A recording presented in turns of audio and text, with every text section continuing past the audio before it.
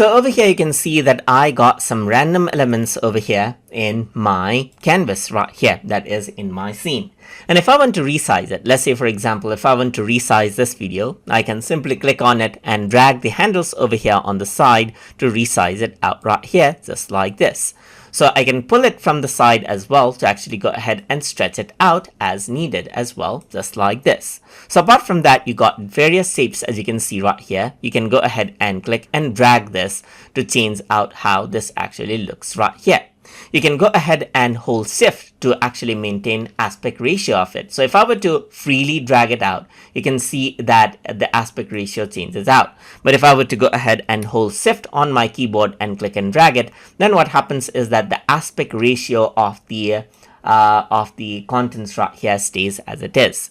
So for the text right here, as you can see, you can go ahead and resize this out. But once you resize the text box, the text remains as it is right here. So in order to resize out the text, you simply need to go around and change around the text size over here on the top itself, just like this. And that is how you can resize out different objects in Canvas as needed. So I hope you guys learned something as always. And as always, please like, comment, share, and subscribe.